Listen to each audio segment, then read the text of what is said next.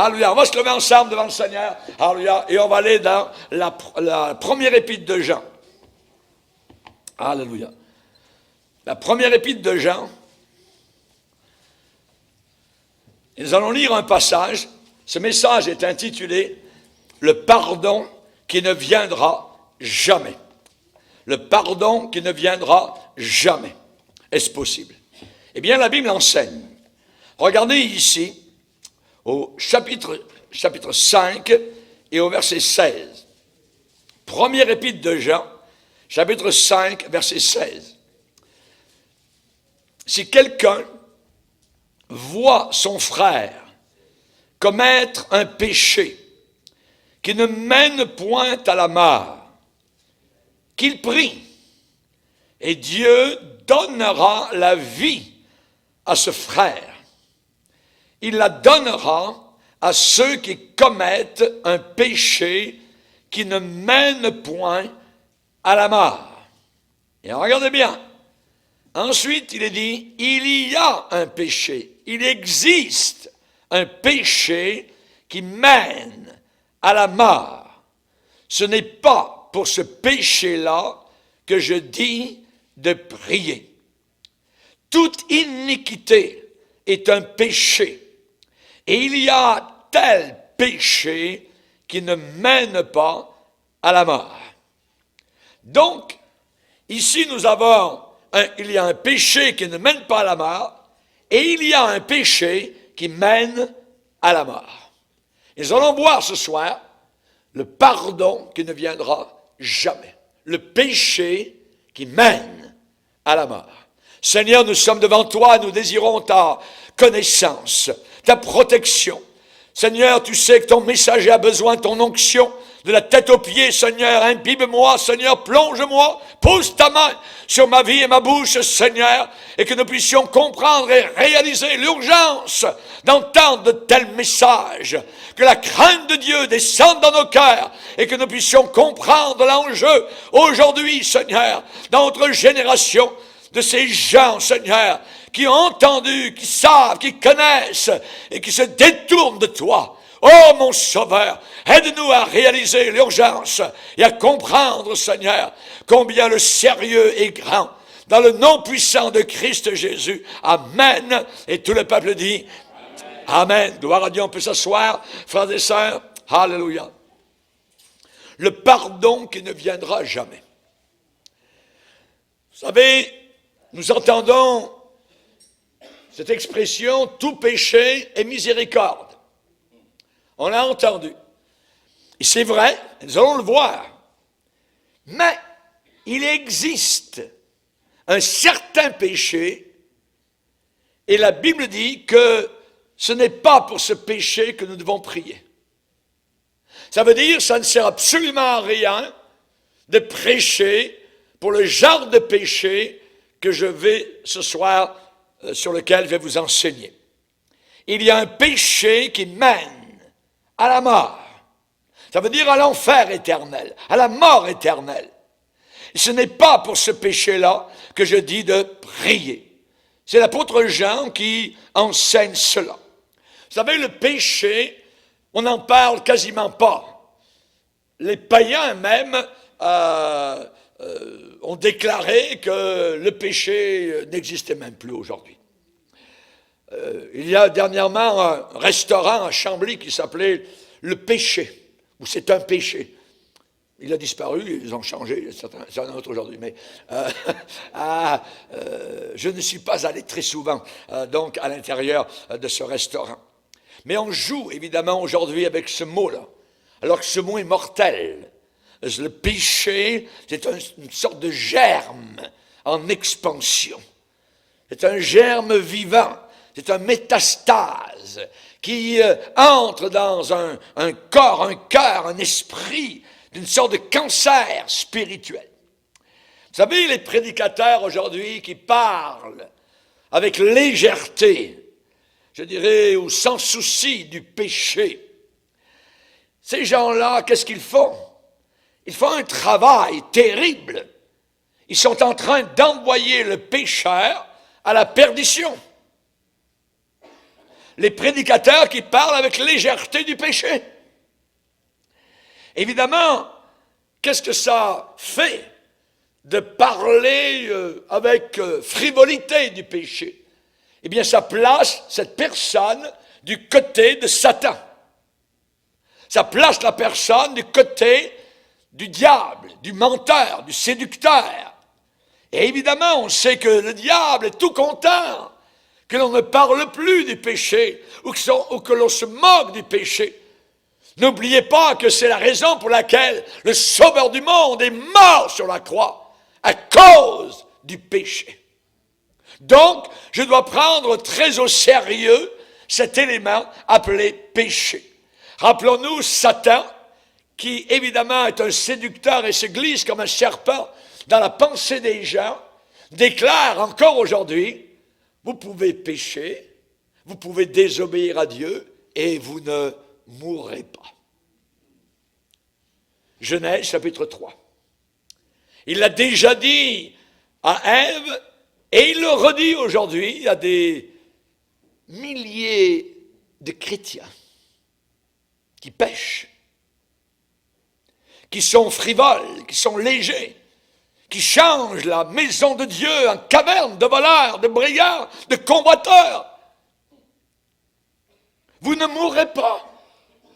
Le diable connaît la vérité et il savait très bien que Ève, en désobéissant, mourrait parce que Dieu ne peut pas aller contre la parole qu'il a déclarée.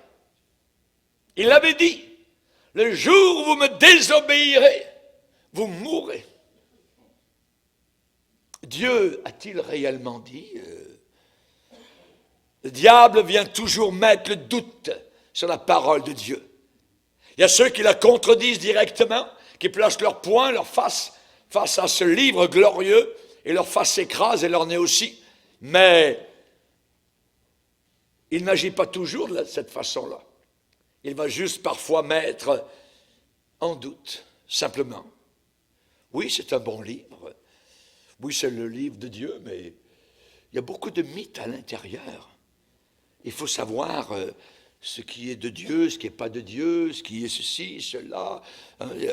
Donc, il contredit la parole de Dieu. Le diable vient avec un ciseau, il coupe ça ici, une autre page plus loin, toc, il coupe, ainsi de suite, et finalement, vous avez un lambeau à la fin. Et finalement, la Bible, vous la laissez, je dirais, dans l'obscurité. C'est l'œuvre de Satan. Le péché, je dirais, ronge. Le péché est un cancer. Et, je dirais, le pire de toutes les sortes, c'est cette infection irrémédiable, cette pollution de l'esprit, cette condamnation, la mort. Et il y a des gens qui disent, je veux mourir, je veux me suicider, et là, je respirerai. Ils ne savent pas que même la mort n'apporte aucun soulagement. Que le pire est devant eux et que le meilleur est maintenant derrière eux et pour toute l'éternité. Rappelons-nous que Jésus a dit qu'il y a une résurrection pour la gloire, mais il y a une résurrection pour le jugement, pour la condamnation. Il y a toujours le dernier mensonge à dire. C'est arrivé dans l'Église, un couple qui ont dit un mensonge au pasteur. Le pasteur s'appelait l'apôtre Pierre. Ananias et Saphira ont entendu le pasteur leur dire « Comment se fait-il que Satan a rempli ton cœur au point de mentir au Saint-Esprit ?» Ça a été leur dernier mensonge. Ils sont morts sur place à l'intérieur de l'Église. Et le groupe de jeunesse a emmené le mari. Quelques instants plus tard, c'est la femme qui arrive, son épouse. « Avez-vous vendu ce terrain à tel prix? » « Oh oui, on a tout donné à l'Église. » « Comment se fait-il que vous vous êtes mis de connivence ensemble les gens qui reviennent du cimetière, qui ont emmené ton mari, elle apprend que son mari vient de mourir, vont t'emmener aussi au cimetière. Paf! Elle tombe par terre, elle meurt. Et le groupe de jeunesse retourne au cimetière pour emporter le cadavre de l'épouse. Chers amis, il y a un péché qui mène à la mort. C'est ce que Jean nous enseigne, ce pardon qui ne viendra jamais.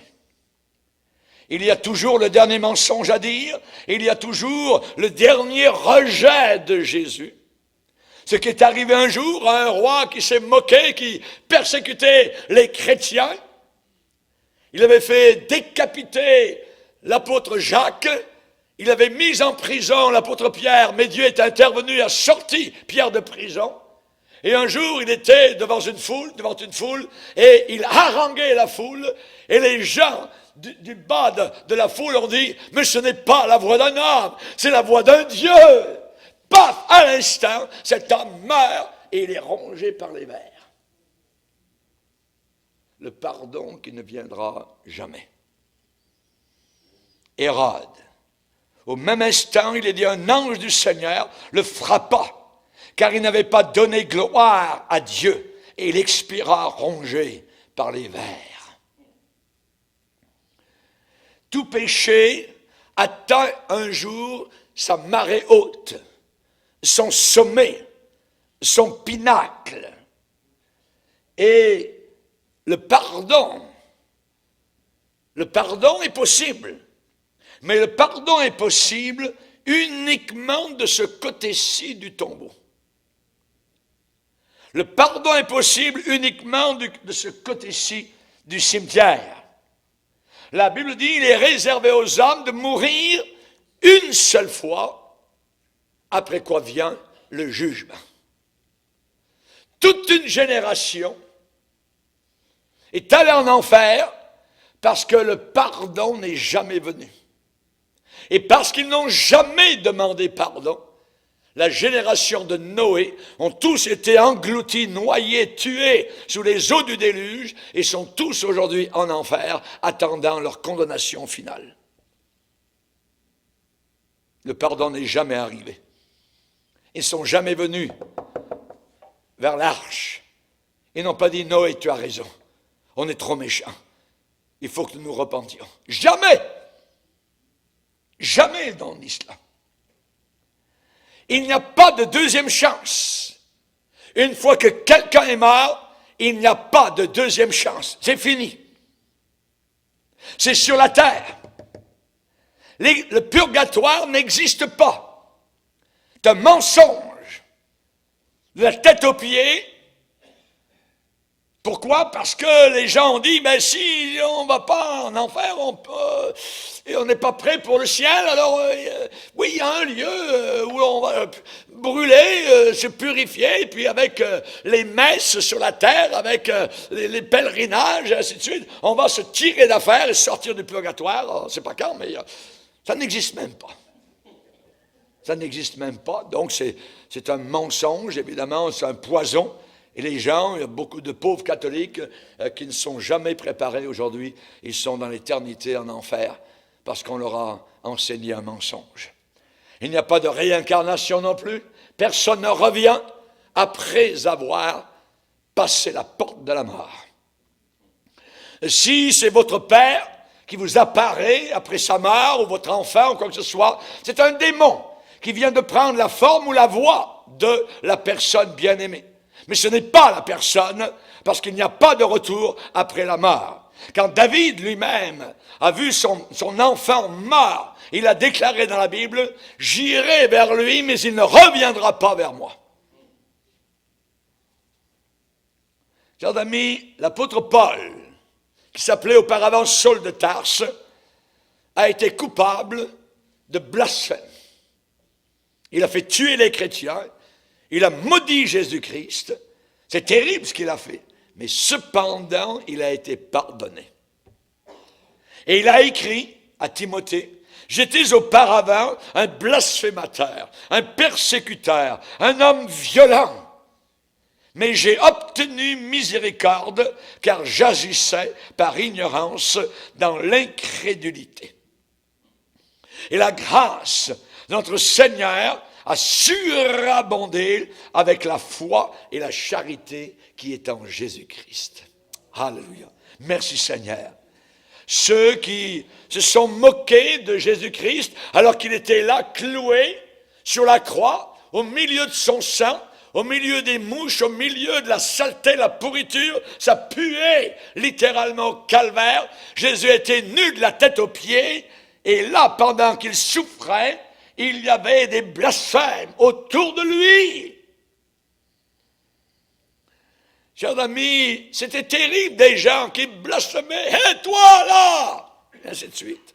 Et ils l'ont traité de toutes sortes de noms. Mais cependant, malgré cela, en dépit de cela, Jésus a prié, « Père, pardonne-leur. » Ce qui veut dire que le pardon a pu être accordé à ces gens-là. « Père, pardonne-leur. » Mais ici, nous parlons de quelque chose de particulier. Il y a un péché qui mène à la mort. Ça veut dire qu'il y a un péché qui ne sera jamais pardonné. Et j'aimerais vous le décrire. Nous allons aller dans Hébreux chapitre 10, verset 26. Hébreux chapitre 10, verset 26.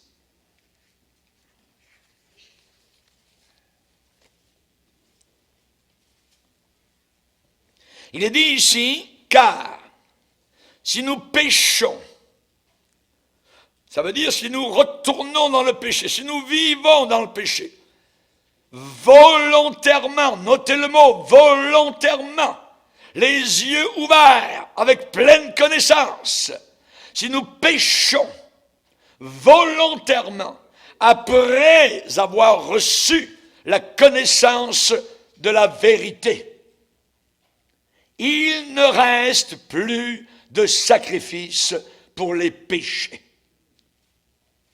Il n'y a plus de sacrifice pour les péchés, mais une attente terrible du jugement, la condamnation et de l'ardeur d'un feu qui dévorera les rebelles. Celui qui a violé la loi de Moïse meurt sans miséricorde sur la déposition de 2 ou de 3 témoins. De quel pire châtiment pensez-vous que sera jugé digne celui qui aura, et écoutez bien, foulé aux pieds le Fils de Dieu, qui aura tenu pour profane le sang de l'alliance par lequel il a été sanctifié, mis à part, et qui aura outragé l'esprit de la grâce, car nous connaissons celui qui a dit « À moi la vengeance, à moi la rétribution », et encore « Le Seigneur jugera son peuple ».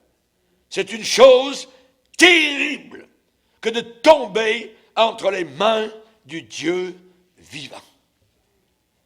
Je préfère arriver dans l'éternité avec la faveur de Dieu que d'arriver avec la colère de Dieu sur ma vie.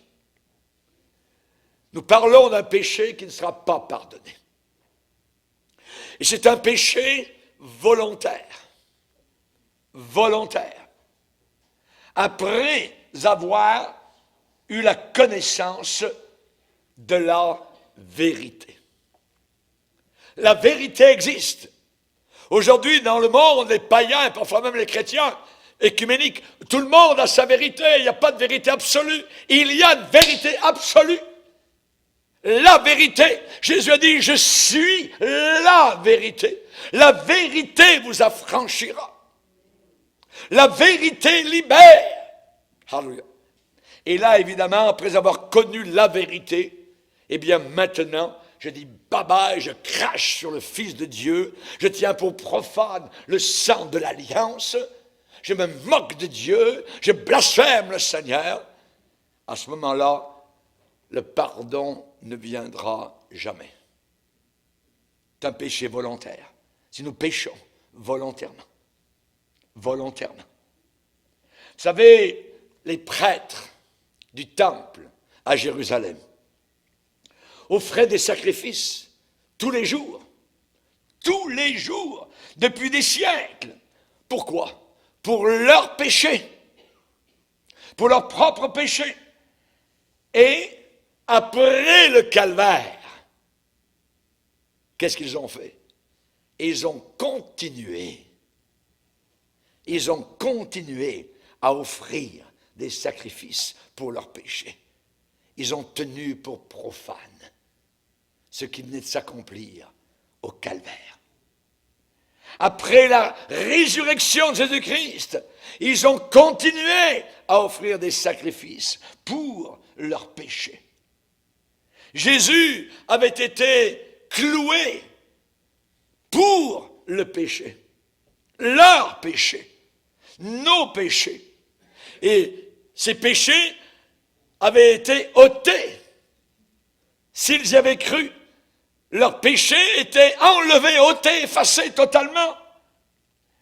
Mais eux, ils ont continué à offrir des sacrifices, comme si rien ne s'était passé.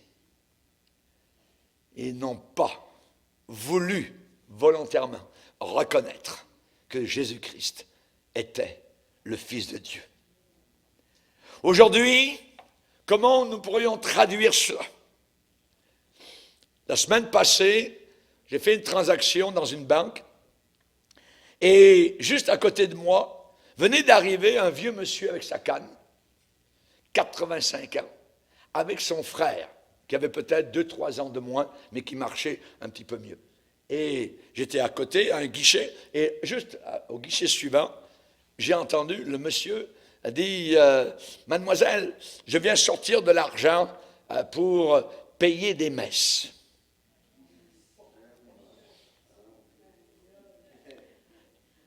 Il a sorti de l'argent pour payer des messes. Ensuite, ils sont sortis tranquillement. J'avais fini ma transaction, je suis allé un petit peu en avant d'eux et j'ai ouvert la porte. « Merci beaucoup, monsieur. » J'ai dit, juste arrêtez-vous, j'aimerais vous dire quelque chose. J'ai dit, vous êtes venu sortir de l'argent pour des messes. Et son frère m'a dit, oui, oui, il veut aller au ciel. J'ai dit, monsieur, vous n'avez pas besoin de payer pour aller au ciel. Jésus a tout payé sur la croix du calvaire. Il a tout accompli pour vous. Merci beaucoup. C'était étrange pour lui. Il était un peu étonné, un peu... Tout ça, j'ai vu que non, ça... Lui, c'était ses messes. Chers amis, les messes ne peuvent rien faire. Rien racheter. Ça ne fait absolument rien dans l'au-delà.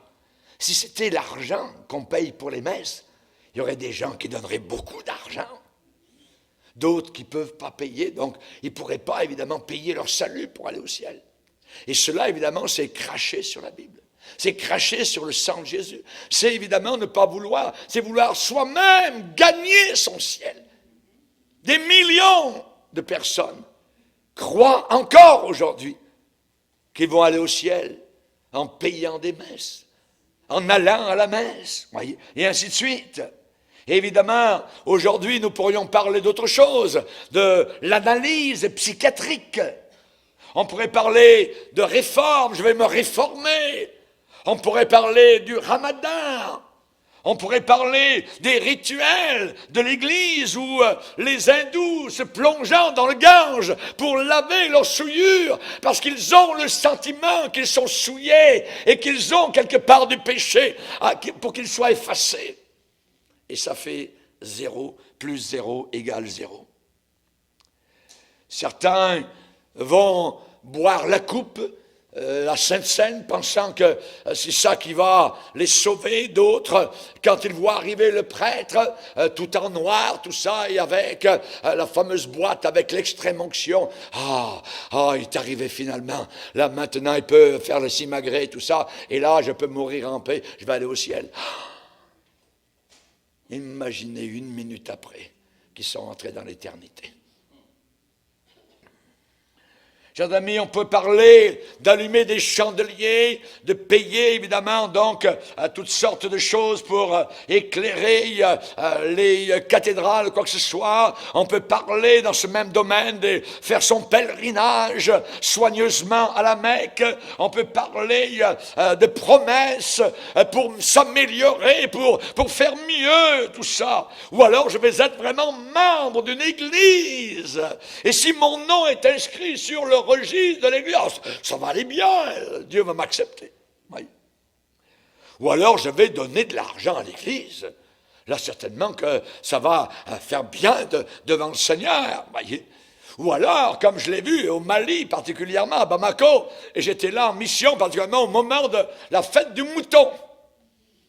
Ça m'a frappé de voir à la même heure, voyez, évidemment, tous ces moutons et ce sang qui coule partout, tout ça, et tous ces musulmans qui pensent qu'ainsi, évidemment, donc ça va effacer leur péché ou quoi que ce soit. Aucun musulman n'a la certitude de son ciel. On leur promet des vierges, même s'ils tuent les infidèles. Mais cela, évidemment, ne change rien dans l'au-delà. La vérité, c'est la vérité. Et il n'y a qu'un seul livre de Dieu, c'est la Bible, la parole du Seigneur. On peut évidemment se confier dans les sacrements de l'Église.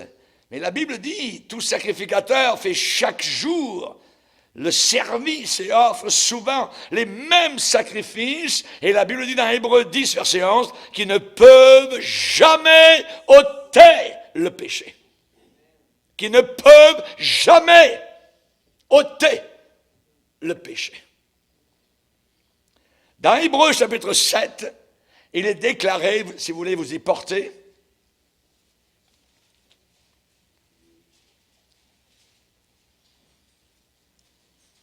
au verset 27, il est dit que Jésus, donc, est saint, il est sans tache, il est séparé des pécheurs.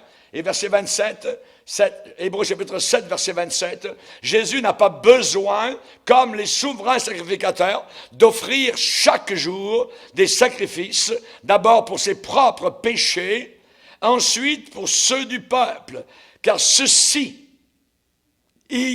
c'est-à-dire Jésus, il l'a fait une fois pour toutes, en s'offrant lui-même. C'est la raison pour laquelle la messe catholique est un blasphème. Parce que la messe catholique est un renouvellement du sacrifice de Jésus. Et chaque fois qu'il y a une messe, tous les jours, c'est le renouvellement. Et la Bible dit, une fois pour toutes, touche pas au sacrifice unique, une fois pour toutes, à la croix du Calvaire. Tout a été accompli, fini, achevé. En grec, c'est tétélestai, qui veut dire le marché est conclu. Tout est accompli. Jésus a dit ce mot en grec, tétélestai, tout est accompli, tout est payé, tout est acheté. Et je ne peux rien faire sinon de croire. Alléluia! Alléluia! Gratuit! Gratuit! Amen! Totalement. Que Dieu soit béni. Alors évidemment, toutes ces choses-là que je viens de citer, les rituels d'église, à se plonger dans le Gange, ainsi de suite, offrir des agneaux, la fête du mouton, et ainsi de suite, donc, les analyses psychiatriques, les analyses psychologiques, tout cela, eh bien, ne peuvent jamais ôter le péché. Jamais. Voyez, ne peuvent jamais purifier. Et Dieu n'a jamais eu l'intention qu'il y ait d'autres agneaux immolés sur l'autel des Juifs. Pourquoi? Parce que Jésus était l'agneau de Dieu. Dieu lui-même est venu à Golgotha et il a apporté son agneau et il l'a tué pour moi et pour toi. À partir de là, plus besoin d'aucun agneau, d'aucun sacrifice. La Bible dit, s'il n'y a pas du sang qui coule, il ne peut pas y avoir de pardon. Et le pardon a eu lieu pour mes péchés et pour les tiens, parce que du sang a coulé. Et la Bible dit, un seul sacrifice, un seul a accompli toutes les promesses. Lui, après avoir offert un seul sacrifice pour les péchés, Hébreux 10, verset 12, verset 14, par un seul sacrifice.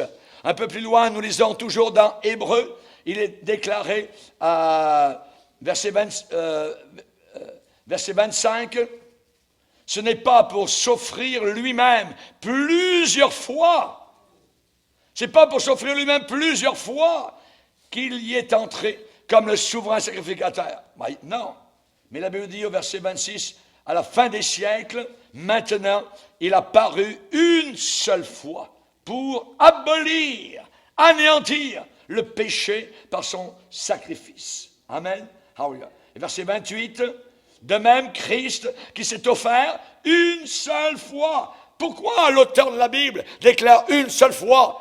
Parce qu'on n'avait plus besoin d'offrir des sacrifices d'agneaux. Et lorsque les Juifs vont reconstruire le temple à Jérusalem, tous les agneaux qu'ils vont offrir ne servent absolument à rien du tout. Ne serviront à rien du tout. Parce qu'il y a un seul agneau qui a été offert une seule fois. Une seule fois. N'oubliez jamais cela. C'est très important. Un seul sacrifice. Mais cependant, il y a des centaines de prêtres et de sacrificateurs à Jérusalem qui ont rejeté la provision de Dieu. Ils ont rejeté le sacrifice de Dieu au calvaire par incrédulité. Et ils ont continué d'offrir leur propre sacrifice. Et quand Jésus est mort sur la croix, rappelez-vous, quand il a baissé la tête et quand il a crié « Tout est accompli », il a baissé la tête et il est mort. Et au même instant, par répercussion, à une distance pas très éloignée dans le temple à Jérusalem, à l'intérieur du temple, l'immense voile qui existait et qui séparait le lieu saint du lieu très saint s'est déchiré soudainement, non pas de bas en haut, mais de haut en bas, par la main invisible du Père qui disait « Maintenant, voile, ouvre-toi ». Les gens peuvent venir directement à moi à cause du sacrifice de mon Fils à Golgotha. Alléluia! Imaginez les prêtres, quand ils sont arrivés au temple et qu'ils ont vu, ils ont vu l'intérieur du lieu très saint. Vite, vite, vite, des aiguilles, vite du fil. Et ils ont refermé rapidement ce voile. Chers amis, c'est ce que fait l'Église catholique depuis des siècles. Ils ont refermé le voile. Vous ne pouvez pas aller vers Dieu sans les prêtres catholiques. Alors que maintenant, la Bible dit que nous sommes tous des prêtres. Nous sommes tous des sacrificateurs. Nous offrons des louanges au Seigneur. Nous avons une entrée libre dans le lieu très saint par Jésus-Christ, notre Sauveur, au moyen du sang de Jésus-Christ. Alléluia! À lui seul soit toute la gloire. Amen. Alléluia. Évidemment, la Bible dit que lorsque je recous le voile, lorsque je pêche par incrédulité et volontairement, et que je rejette le sacrifice de Jésus, il ne reste plus de sacrifice pour les péchés. Il n'y a plus rien d'autre. Il n'y a plus rien d'autre. C'est le vide, c'est le néant. Évidemment, ces gens-là qui ont continué à offrir leur propre sacrifice, qui ont recousu le voile, ils ont rejeté le calvaire, et évidemment, ils se retrouvaient maintenant sans aucun moyen d'expiation. Ils se sont retrouvés sans aucun pardon, sans aucune rémission, sans aucun atonement. Il ne reste plus de sacrifice pour les péchés. Jean-Baptiste avait déclaré, en pointant son doigt, « Voici l'agneau de Dieu qui ôte le péché du monde. » Alléluia. Et ils ont dit « Non, non, nous n'y croyons pas. » Le pardon qui ne viendra jamais. S'il reste dans cette situation, aucun pardon ne vient. La Bible dit, il y a un seul, c'est restrictif, exclusif, un seul médiateur entre Dieu et les hommes. Et ce médiateur s'appelle Jésus de Nazareth. Un seul. L'apôtre Pierre, le jour de la Pentecôte, a proclamé, a prêché à tue-tête en disant « Un seul nom nous a été donné sur la surface du globe terrestre par lequel nous devions être sauvés, et c'est le nom de Jésus. » Il n'y a pas d'autre. Il ne reste plus de sacrifice pour les péchés. Tous ces hindous, tous ces musulmans, tous ces bouddhistes, tous ces incrédules, tous ces catholiques qui cherchent à gagner par leurs œuvres le ciel, évidemment, s'ils continuent comme cela, le pardon ne viendra jamais. Je me rappelais toute ma vie, j'étais frappé sur le lit de mort d'une catholique, et je ne me rappelle plus exactement les circonstances dans lesquelles je me suis retrouvé, moi et mon épouse, à son chevet, et elle était là, dans les derniers instants, et ce qu'elle avait entre les mains, c'était un morceau de fer, un crucifix, et elle serrait ça de toute l'énergie qui lui restait sur sa poitrine. Et on lui a dit, Madame, laissez donner votre cœur à Jésus, demandez-lui pardon. Non, c'est mon crucifix. Elle s'accrochait à ça. Elle est morte. Chers amis, comme cela. Chers amis, ici, on s'accroche à un morceau de fer. Le fer ne nous tiendra pas face à l'éternité. Ça peut être une médaille.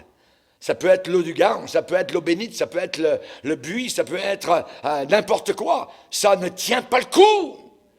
Il n'y a qu'un seul élément rougeâtre qui a coulé de la croix, c'est le sang, et le sang de Jésus-Christ, qui purifie de tout péché. Sinon, le pardon ne viendra jamais. C'est l'enfer. Il ne reste plus de sacrifice pour le péché. Il ne reste plus.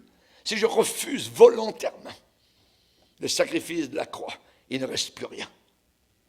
Je refuse ce que Jean-Baptiste a dit, voici l'agneau de Dieu qui ôte le péché du monde. Mais les gens disent, moi je veux gagner mon ciel, il faut que je paye des messes, il faut que je fasse quelque chose, mes bonnes œuvres sont bonnes. Tout cela, c'est comme si Jésus-Christ n'était pas mort sur la croix. Je n'ai pas besoin de Jésus. Moi-même, par moi-même, je vais essayer de gagner mon ciel. Ça, c'est cracher à la face de Jésus. C'est de dire, ce que tu as fait ne sert à rien. Moi, par mes propres œuvres, je vais gagner mon ciel. Ça, c'est se moquer de Dieu. Je pêche volontairement. Il ne reste plus de sacrifice pour les péchés. Vous pouvez exercer tous les rites religieux que vous voulez. Il y a uniquement Jésus-Christ qui peut pardonner. Il n'y a que lui. Un seul médiateur. Nul ne vient au Père que par moi. Que par moi. Amen.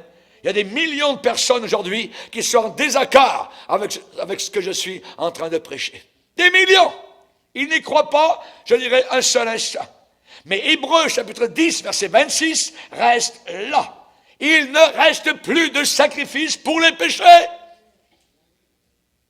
Si je pêche en repoussant Jésus-Christ, en le mettant de côté, Dieu a dit, celui-ci est mon fils bien-aimé, en qui j'ai mis toute mon affection. Celui-ci, sur la montagne de transfiguration, quand l'apôtre Pierre, rappelez-vous, a dit, c'est trop merveilleux, Seigneur, on va planter des tentes ici, on reste là, on ne veut plus redescendre là-bas, non, on reste là. Jésus était transfiguré dans sa gloire, la puissance du Seigneur était là, Moïse est apparu, Élie de l'autre côté, paf, paf, Jésus, c'est trop beau, c'est merveilleux, vous voyez, on reste là, on plante des tentes. Et la voix du Père s'est fait entendre encore. Celui-ci est mon fils bien-aimé, en qui j'ai mis toute mon affection. Ce n'était pas Élie, ce n'était pas les prophètes, ce n'était pas les grands hommes de Dieu, c'est uniquement Jésus qui est le sauveur. Aucun homme ne sauve, il n'y a que Jésus. Est-ce que je vais croire au témoignage de Dieu? Je vais le croire, je vais m'y soumettre, et le pardon viendra. Et le pardon peut venir encore aujourd'hui. Celui-ci est mon fils bien-aimé, en qui j'ai mis toute ma complaisance. Si Dieu se complaît, si Dieu est satisfait avec le calvaire, alors évidemment, Dieu a un grand déplaisir. Je dirais, Dieu fronce les sourcils avec ceux qui substituent autre chose ou une autre manière que celle de Dieu pour être sauvés et aller au ciel, avoir leurs péchés pardonnés. Des milliers à Jérusalem ont foulé aux pieds le sacrifice de Dieu en rejetant le sang de Jésus-Christ. Des milliers ont foulé aux pieds. Ils ont dit, oh, le sang de Jésus, c'est bon pour les chiens qu'ils aillent lécher ça là-bas au calvaire. Vous voyez? Ils ont pris cela pour une chose profane et non pas sainte. Ils ont dit, ah, c'est le sang d'un zélé, ça. Vous voyez? Il a mal été guidé, il a mal été éclairé, il a induit les foules en erreur. Il était possédé par Satan. Il chassait les démons, mais par la puissance du diable. C'est un éducateur, mais il a très mal appris. C'est un mauvais rabbi. Son sang, oh, c'est du sang moyen. Rien de plus. Jésus dit, si vous ne croyez pas ce que je suis, vous périrez tous également. Il est le Fils de Dieu. Ils ont cru qu'il était un huluberlu, qu'il était un illuminé. Et ils ont même dit à Pilate, « Hé Pilate, fais mourir celui-ci en pointant Jésus, mais relâche-nous Barabbas. » Ils ont évalué entre Jésus et Barabbas que Barabbas valait mieux. C'était un brigand, un gangster. Jésus était innocent, saint, sans tache, au-dessus des pécheurs, et ils ont préféré un voleur. Relâche-nous Barabbas. Préfère Barabbas. Que son sang retombe sur nous, celui-là. Là. Ouais. Le péché d'une nation. N'oubliez pas ce que la Bible dit, c'est un rejet volontaire. C'est un rejet volontaire. Si nous péchons volontairement, les deux yeux éclairés. Chers amis, plus tard, les prêtres du temple qui ont raccommodé le voile qui avait été déchiré, eh bien, l'ont replacé entre le lieu saint et le lieu très saint. Comme si rien n'avait été fait à Golgotha. Les sacrifices quotidiens ont repris place de façon volontaire. Il n'y a pas eu de pression sur eux, non, pas du tout. C'était leur décision personnelle, par ignorance ou par faiblesse. Mais on peut aller en enfer par ignorance. Aucune excuse n'est valable devant Dieu, même l'ignorance. Ils ne savent pas, ils n'ont pas su.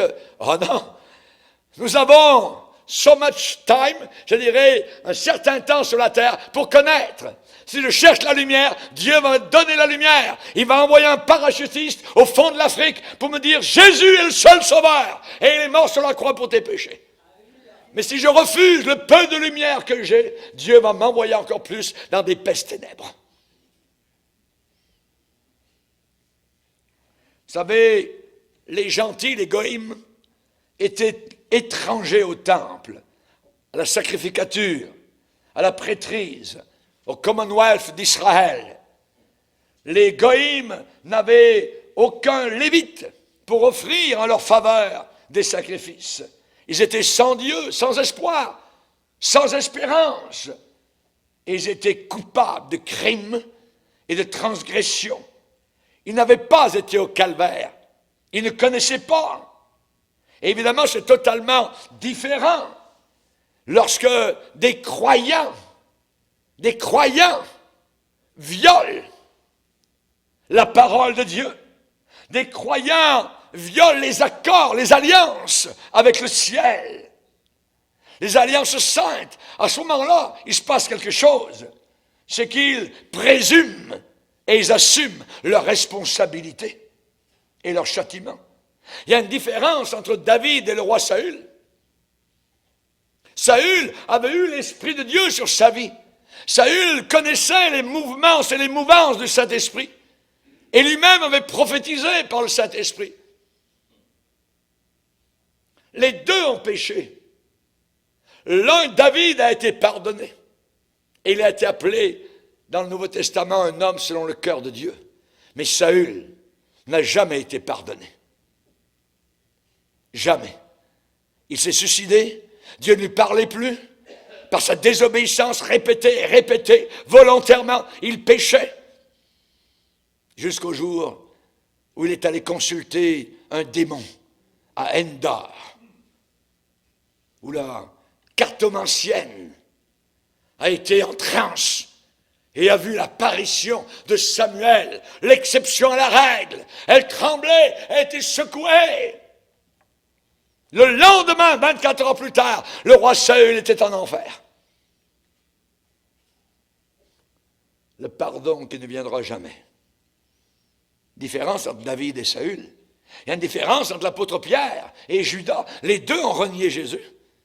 Mais il y en a un qui s'est repenti, qui a été secoué, qui a pleuré amèrement. L'apôtre Pierre. Et lorsque Jésus lui a lancé, je dirais, la bouée de sauvetage, il l'a accepté. Il est devenu un prédicateur enflammé. Il n'a plus jamais renié Jésus. Il a écrit 2 lettres merveilleuses qui nous bénissent encore aujourd'hui. Mais Judas était tordu. Judas volontairement est allé vers les sacrificateurs. Combien d'argent me donnerez-vous si je vous livre Jésus? C'est un faux, c'est un tordu, c'est un méchant, volontairement les 2 yeux ouverts. Et il est entré dans l'enfer, les 2 yeux ouverts, quand son ventre s'est ouvert, son âme est descendue dans les enfers. Il y a une différence. Il y a une différence. Le roi Saül, il a dit, l'Esprit de Dieu s'était retiré de lui. Et plus tard, il le savait. Quand vous avez connu l'Esprit de Dieu, quand vous avez vécu sous l'onction de Dieu, et qu'ensuite c'est le désert, il n'y a plus rien. Vous pouvez prier, vous pouvez pleurer. Il y en a un à qui c'est arrivé, qui a demandé le repentir. Et la Bible dit, son repentir n'eut aucun effet. Lisez avec moi. Dans l'Hébreu.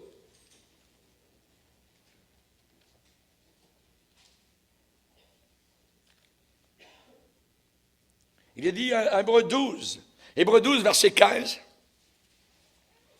Veillez à ce que nul ne se prive de la grâce de Dieu, à ce qu'aucune racine d'amertume poussant des rejetons ne produise du trouble, et que plusieurs n'en soient infectés. Veillez à ce qu'il n'y ait ni impudique, on parle de sexualité, impudicité, à ce qu'il n'y ait ni impudique, ni profane, comme Ésaü. Vous savez, le frère de Jacob, comme Ésaü, qui pour un mets, pour satisfaire sa chair, a vendu son droit d'aînesse. Sa valeur spirituelle qui était là dans son droit d'aînesse, il l'a vendue pour la chair.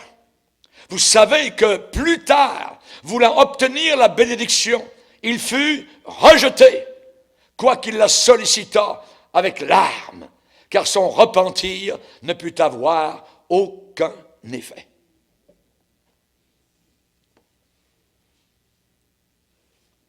Chers amis, on peut passer une frontière, et cette frontière vous emmène dans les régions inférieures, infernales, et vous ne pouvez pas en revenir. C'est très dangereux de se jouer de Dieu, de pécher volontairement, après avoir connu la vérité. Nous ne sommes pas de ceux qui se retirent pour se perdre, mais nous sommes de ceux qui ont la foi pour sauver leur âme. Alléluia. Mon frère, ma sœur, ça ne sera maintenant plus long. Alléluia. Persévère dans la foi jusqu'à la fin. Bientôt, très bientôt, le Seigneur va venir te chercher. Alléluia. Vis proprement, non pas dans l'impudicité. Qu'il n'y ait aucune amertume qui vienne dans ton cœur. Apprends à pardonner. Jésus a pardonné à la croix du Calvaire. À nous aussi, nous devons pardonner. Chers amis, l'homme irrégénéré, c'est-à-dire qu'il n'est pas sauvé, vit dans le péché. Il aime le péché. Il en mange. Il se roule. Il se vautre dans le péché. Mais l'homme qui est régénéré par le Saint-Esprit, qui est sauvé, il peut faire un faux pas dans le péché, mais il en a horreur. Il le déteste. Il a un dégoût. Il a une répugnance. Et comme le fils prodigue, il revient vers son père. Et il lui dit, Père, j'ai péché. Pardonne-moi, Père. Ça, c'est l'homme régénéré. Mais celui qui dit, non, j'étais dans mon droit.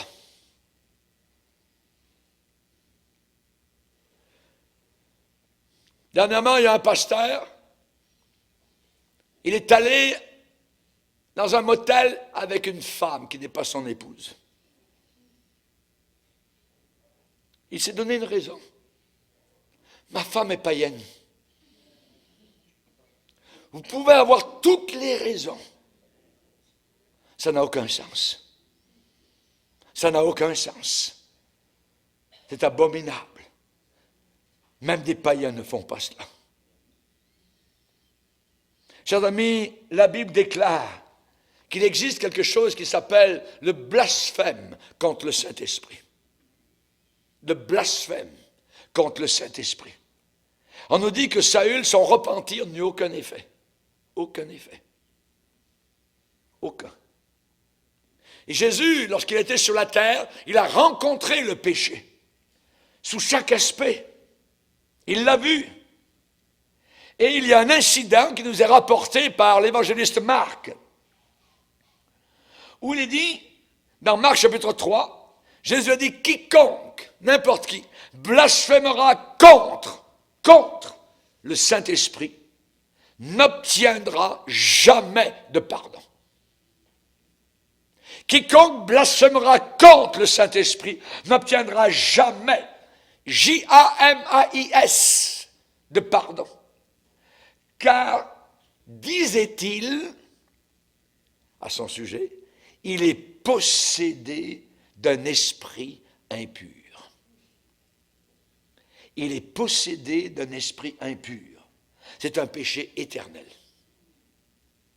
Ce n'est pas, je dirais, un péché, je dirais, spécialement contre le Saint-Esprit. Non. Ce n'est pas résister contre le Saint-Esprit, non plus. Ce n'est même pas attrister le Saint-Esprit. Ce n'est même pas éteindre le Saint-Esprit. La Bible dit, c'est blasphémer. Blasphémer. Aucun blasphémateur ne va au ciel. Pire, attribuer à Jésus-Christ, le roi des rois, qu'il soit de connivence avec les puissances diaboliques. Ça veut dire attribuer quelque chose de sale à quelque chose qui est propre. Le Saint-Esprit est saint. Il est la troisième personne de la Trinité. Et les pharisiens, qui étaient les autorités religieuses, qui étaient les bergers spirituels d'Israël, qui étaient les prêtres, les responsables devant Dieu, ils ont dit, Jésus possède la puissance de Satan. Pas de pardon. Jamais. Aucun pardon. Jésus a dit, par l'Esprit de Dieu, je chasse les démons. Matthieu 12, 28. C'est la raison pour une telle, je dirais, finalité, un tel verdict. Les pharisiens ont dit, cet homme Jésus ne chasse les démons que par Belzébul, le prince des démons. Un raisonnement totalement à l'opposé, une dérive totale. La vérité à géométrie variable. C'est très dangereux. La vérité indique la vérité. Un jour, il y a un homme qui toute sa vie a voulu acheter un baromètre qui était sophistiqué, vraiment au point. Et finalement, il a réussi à l'acheter. Quand il l'a reçu chez lui à la maison, il l'a déballé, il a regardé cet instrument merveilleux. Il a noté que, hélas, l'aiguille restait bloquée. Et elle restait bloquée sur la rubrique ouragan cyclone. Il l'a secoué et le lendemain, Donc, il est allé revoir, il habitait à Long Island, à côté de New York, il est retourné à son bureau à New York, donc, et en passant, donc, il a écrit une lettre enflammée, particulièrement, donc, à la compagnie. Quand il est revenu le soir, chez lui, évidemment, il n'avait plus ni baromètre, ni maison. Parce qu'un ouragan, un cyclone était venu, et le baromètre avait dit la vérité.